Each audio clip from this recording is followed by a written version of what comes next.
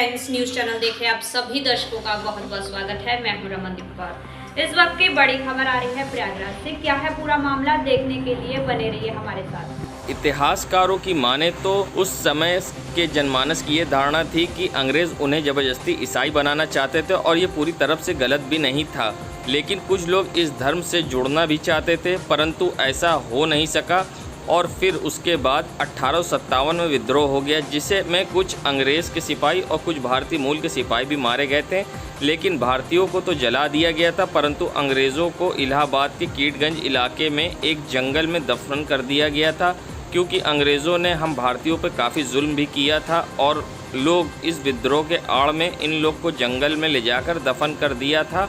लेकिन बाद में जब हुकूमत का गुरूर वाले अंग्रेज़ों को इस बात की भनक लगी तो अंग्रेज़ों ने उस जंगल में जाकर सभी अपने सिपाही की कब्र बनवाकर उस पर का नाम गोरा कब्र रख दिया था। माना ये जाता है कि जब ये पूरे मुल्क में ब्रिटिश शासन था और ये मूल रूप से इंग्लैंड में हुआ करते थे और पूरे मुल्क में इनकी हुकूमत हुआ करती थी और लोग इनसे घृणा भी करने लगे थे। लेकिन आज भी इस गोरे कब्र को देखने के लिए विदेशों से लोग गोरा कब्रिस्तान अपने पूर्वजों की कब्र पर आते हैं और नमन कर कर चले जाते हैं। और पूरे देश में ऐसी कब्रगाह आपने ना कभी सुनी होगी और ना ही देखी होगी, जो इतिहास के पन्नों में भी गोरा कब्रिस्तान के नाम से दर्ज है। देखिए, मोटा मोटी जो इलाहाबाद का इतिहास है 1754 या 74 के आसपास सिंधिया परिवार के अंडर में जो है ये किला था। इलाहाबाद का किला जो है जब मराठों ने जीत लिया तो मुग़लों से जो है मुग़लों का जो है पतन हो चुका था, तो ये किला इलाहाबाद का जो है सिंधिया घराने के पास।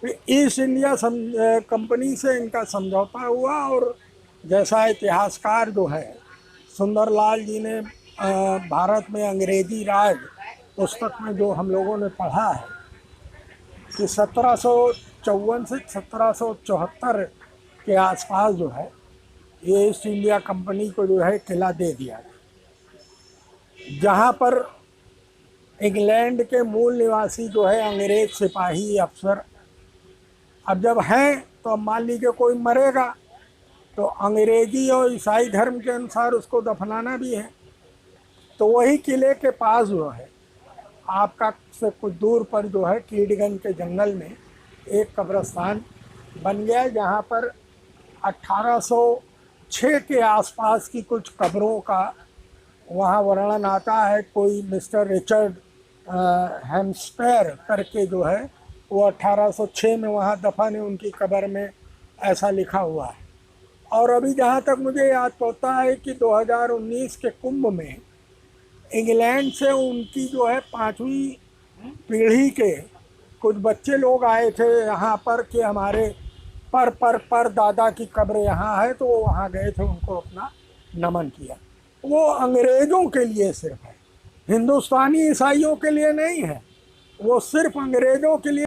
और वहाँ 1857 की गदर में सैकड़ों अंग्रेज अफसर और सिपाही मारे गए थे जो वहाँ पर दफन। और गोरा कब्रिस्तान माने ये है कि वहाँ केवल गोरा ही माने बरतानी गोरा ही जो है दबाया जाएगा। जो थाईलैंड वाईलैंड के जो अंग्रेजी सिपाहियों में थे उनको वहाँ नहीं, वो उसके सामने जो है एक कब्रिस्तान है, क्रिश्चियन कब्रिस्तान, वहाँ दफनाए जाते थे। यहाँ केवल जो है लंदन वाले जो है गोरा लोग दफनाए जाते हैं।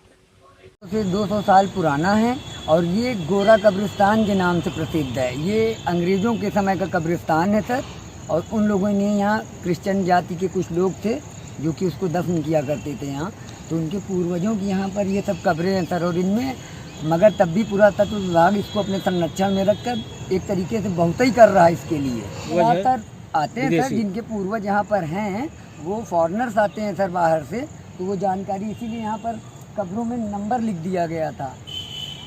क्या नाम है? बसपा द्वारा प्रबुद्ध सम्मेलन और ब्राह्मणों को साधने को लेकर सम्मेलन करने को पर अब डिप्टी सीएम केशव प्रसाद मौर्य ने पलटवार करते हुए कहा है कि जनता समझदार है। जो लोग चुनाव के दौर में अब दिख रहे हैं, उनको जनता जानती है। भले ही लोग चले जाए मगर वोट कहाँ देना है ये उनको मालूम है। आइए सुनाते हैं क्या कहा उन्होंने। प्रयागराज में कोई भी आए जाए, किसी को नहाने पर रोक है न किसी को जाने पर रोक है, लेकिन वो कोई सम्मेलन कोई पार्टी वाले कर रहे हैं तो जब आदमी सुख और दुख दोनों समय किसी प्रकार से जनता के बीच में रहता है तब तो उनकी पूछताछ होती है। चुनाव के समय आएंगे तब भी लोग मिलना चाहेंगे, लेकिन जो व्यक्ति चुनाव के समय वोट की फसल काटने के लिए केवल आना चाहते हैं, मुझे लगता है कि उनको जनता 2014 के लोकसभा चुनाव में, 2017 के विधानसभा चुनाव में, 2019 के सपा बसपा के गठबंधन के बाद भी लोकसभा चुनाव में नकार चुकी है और 2022 और 24 में फिर भाजपा का कमल बहुत जोरदार ढंग से खिलेगा। संगम नगरी प्रयागराज की खराब सड़कों को लेकर जहां बात की जाए वो कम है, मगर उसी बात को लेकर अब कांग्रेस के नगर अध्यक्ष व करेली के पार्षद नफीस अनवर ने सरकार पर बड़ा हमला बोला है और साथ ही उन्होंने वीडियो वायरल कर दिखाया कि सड़क के द्वारा बनाई गई 2 महीने पहले की सड़क किस तरह से उखड़ रही है और भ्रष्टाचार के भेंट चढ़ गई है। उन्होंने सरकार पर भ्रष्टाचार का आरोप भी लगाया है, साथ ही सरकार से अपनी भ्रष्टाचार के मामलों को लेकर उन्होंने विकास की बात करने को बंद करने को कहा है। आइए सुनाते हैं क्या कहना है नफीस अनवर का। और आप देख सकते हैं स्क्रीन पे किस तरह से सड़कें को हाथों से वो उखाड़ रहे हैं और दिखा रहे हैं कि किस तरह से भ्रष्टाचार के भेंट चढ़ी है ये चाट वाली गली की सड़क, जो कि करीब 2 महीने पहले बनाई गई थी। देखिए, उत्तर प्रदेश की सरकार पूरी तरीके से भ्रष्टाचारी है। उत्तर प्रदेश की सरकार ही नहीं, पूरा की पूरा कैबिनेट और पूरे के पूरे जो इनके विधायक हैं। इलाहाबाद के अंदर एक करेली है, करेली के अंदर एक मोहल्ला पड़ता है चाट वाली गली। वहाँ पिछले 1.5 महीना पहले एक सड़क का निर्माण किया गया करीब 30-40 लाख रुपए के लागत से, जो कि माननीय विधायक जी के क्षेत्र में विधायक जी के जो इस समय वर्तमान में उत्तर प्रदेश सरकार के मंत्री हैं, उनके कोटे से उन सड़कों को बनाया गया। और जिस तरीके से मैंने आपको दिखाया कि ये सड़कें 1 माह के अंदर पूरी तरीके से उखड़ रही हैं, हाथों से उखड़ने का काम कर रही है, ये पूरी तरीके से भ्रष्टाचार है। उत्तर प्रदेश सरकार को नैतिकता के आधार पर ये जो विकास की बात कर रहे हैं, इनको भ्रष्टाचार की बात करना चाहिए। संगम नगरी प्रयागराज में बसपा के प्रबुद्ध सम्मेलन को लेकर जहां राजनीति गर्मा गई और बसपा के उस बयान पर कि ब्राह्मण संघ बजाएगा हाथी चलता जाएगा बयान पर कांग्रेस नेता ने पलटवार करा है और कहा है कि ब्राह्मण बिना दांत के हाथी का पूजा नहीं करता। आइए सुनाते क्या कहना है कांग्रेस नेता बाबा भाई अवस्थी का। देखिए, अब चुनाव आ गया है, कोई निषाद वोट साध रहा है, कोई ब्राह्मण वोट साध रहा है, कोई ठाकुर वोट साध रहा है।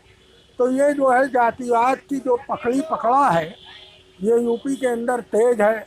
ओवैसी जो है मियाँ वोट कह रहे हैं हम पकड़ लिया है। तो सबका अपना अपना दावा है, सबको करने दीजिए। चुनाव जो है अभी दूर है और इसका कोई अभी अर्थ नहीं। बाकी जो है अब मायावती जी सतीश मिश्रा जी के माध्यम से वो ब्राह्मण वोट पकड़ने का सपना देख रही हैं। एक नारा दिया है ब्राह्मण संघ बजाएगा हाथी बढ़ता जाएगा, उस पर क्या कहना है? अब उनका जो चुनाव चिन्ह है हाथी, उसका जितने पुराने पीलवान लोग थे वो उसका जो है हाथी का दांत उखाड़ के भाग चुके हैं। अब बिना दांत का हाथी जो है पूजा नहीं जाता, बिना दांत का हाथी शाही सवारी में जोता नहीं जाता है। तो ये प्राचीन मान्यता है, बिना दांत का हाथी नहीं पूजा जाता ब्राह्मणों के यहाँ। जिस हाथी खोड़ा दांती है जब हो जाता है, और पुराने जितने पीलवान थे, इंद्रजीत सरोज, बाबू सिंह कुशवाहा, वो आपके बांदा वाले क्या नाम था, नजमुद्दीन सिद्दीकी, जितने पुराने महावत और पीलवान थे वो हाथी का एक एक दांत उखाड़ के भाग गए हैं। अब सतीश मिश्रा बिना दांत का हाथी पुजवाना चाह रहे हैं, तो देखा जाएगा। लेकिन संगम नगरी प्रयागराज में बसपा द्वारा किए जा रहे प्रबुद्ध सम्मेलन में सतीश मिश्रा द्वारा MIM पर हमला बोलते हुए कहा था कि आप सब जानते हैं कि किसके कहने पे MIM यूपी में चुनाव लड़ रही है। उसके बाद अब MIM लीगल सेल के इंचार्ज आरिफ इकबाल ने बसपा पर पलटवार करते हुए बड़ा हमला बोला है। आइए सुनाते हैं क्या कहना है आरिफ इकबाल का। कल राज्यसभा सांसद सतीश मिश्रा जी इलाहाबाद में थे, प्रबुद्ध सम्मेलन अधिवक्ता सम्मेलन कर रहे थे। सतीश मिश्रा जी ने जो आरोप लगाया है इनडायरेक्ट में, हमारा सवाल उनसे यह है कि भारतीय जनता पार्टी के साथ 3 बार बहुजन समाज पार्टी ने सरकार बनाई, उनकी पार्टी की राष्ट्रीय अध्यक्षा सुश्री मायावती जी मुख्यमंत्री भी रही भारतीय जनता पार्टी के सपोर्ट में। और सतीश मिश्रा इस देश के उत्तर प्रदेश के अक़लियत को एक जवाब दें कि जब गुजरात दंगा हो गया था, गुजरात दंगे के बाद विधानसभा चुनाव हो रहा था, सारी सेकुलर पार्टियां चुनाव नहीं लड़ रही थी कि वहां 2 पार्टियों के बीच में लड़ाई थी। तो ये गुजरात दंगे के बाद पूर्व प्रधानमंत्री अटल बिहारी वाजपेयी और नरेंद्र मोदी के मंच पे जाकर उन्होंने दलितों से और अपनी पार्टी की तरफ से समर्थन दिया था, अपील किया था, चूँकि यहाँ सरकार उत्तर प्रदेश में चला रही थी। तो इनका चेहरा जग जाहिर हो चुका है। सतीश मिश्रा जी को हमारे कल पार्टी के प्रदेश अध्यक्ष जनाब हाजी शौकत अली साहब ने कल जो हमारा सल्लापुर में पार्टी की मीटिंग थी उसमें भी ब्राह्मण उत्पीड़न का मुद्दा उठाया था। और हमारे पार्टी के सुप्रीमो बैरिस्टर सदुद्दीन ओवैसी दलितों का मुद्दा, पिछड़ों का मुद्दा, ब्राह्मणों का मुद्दा, मुसलमानों का मुद्दा, कोई भी मुद्दा और लगातार वो 4.5 साल संसद में उठाए। ये राज्यसभा सांसद होते हुए सैकड़ों ब्राह्मणों की हत्या हो गई। और रायबरेली में जो उत्तर प्रदेश का सबसे बड़ा कांड हुआ था, 5 ब्राह्मणों की दिन दहाड़े हत्या हो गई। कभी राज्यसभा में इसकी आवाज़ नहीं उठाई, ना कभी राज्यसभा में। लेकिन चुनावी मौसम आते ही, बयार आते ही इनको ब्राह्मणों की याद आ गई। अधिवक्ताओं से अपील करते हैं, आज Uttar Pradesh AIMIM legal cell में राजेश गुप्ता से लेकर अभय उदय श्रीवास्तव, संजय सिंह, मिलिंद सेन, हरदेव, तमाम लोग हमारी तेजी से, गैर तेजी से, एक बहुत जल्द ही हम लोग लीगल सेल का प्रोग्राम कराएंगे अधिवक्ताओं का। और हम लोग बुद्धिजीवी सम्मेलन आने वाले दिनों में ओवैसी साहब का अगस्त में कार्यक्रम इलाहाबाद में होने वाला है। उसमें प्रबुद्ध सम्मेलन, हर वर्ग के तबके उलेमाओं से, बुद्धिजीवियों से हमारी मुलाकात होगी। और आने वाले दिनों में उत्तर प्रदेश में बगैर हमारे कोई सरकार उत्तर प्रदेश में नहीं बनेगी। भागीदारी संकल्प मोर्चा किंग मेकर बन के उभरेगा और जनाब हाजी शौकत अली साहब इस प्रदेश के डिप्टी CM बनेंगे।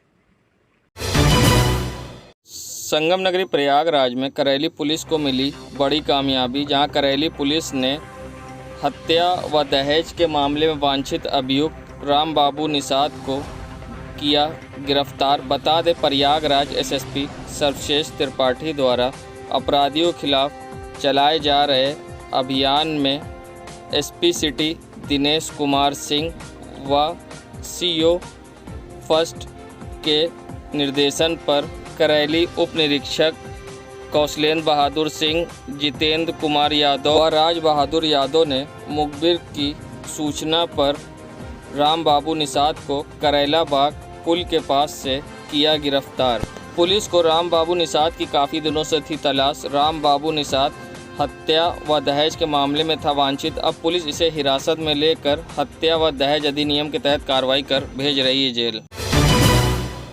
संगम नगरी प्रयागराज के फाफा मऊ में बढ़ते जल स्तर के कारण एक बार फिर फाफा मऊ घाट पर कटान से करीब 25 शव फिर बाहर आए हैं, जिसको अब नगर निगम द्वारा अंतिम संस्कार व मुख्य अग्नि देने की तैयारी की जा रही है। बता दें, कोरोना काल में जहां सिंगवेरपुर और फाफा मऊ में अधिक लाशें दफनाई गई थी घाट किनारे, जिसके बाद काफ़ी ये बात को लेकर चर्चा थी और विदेशी मीडिया और देश की मीडिया ने इसको खूब चलाया था, जिसके बाद सरकार को आलोचना का सामना करना पड़ा था। वहीं एक बार फिर नगर निगम अब इन निकले शव को मुख्य अग्नि और अंतिम संस्कार की तैयारी कर रहा है। इससे पहले भी जो घाट पर शव बाहर आए थे उनको नगर निगम पूरी विधि विधान के साथ उनको मुख्य अग्नि दे के उनका अंतिम संस्कार किया जा रहा था।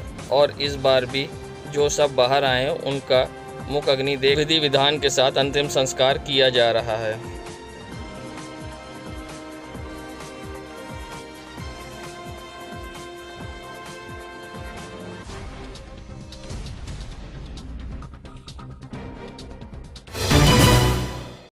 संगम नगरी प्रयागराज में कुंभ के दौरान लाखों रुपए से बनाए गए सड़कों पर चित्रकला और POP से बने ये भगवान की दृश्य और साथ ही पेनमाइट सिटी के अंतर्गत सड़कों पर पेंट कराया गया, जो कि अब आप देख सकते हैं किस तरह से उसकी बर्बादी हो रही है।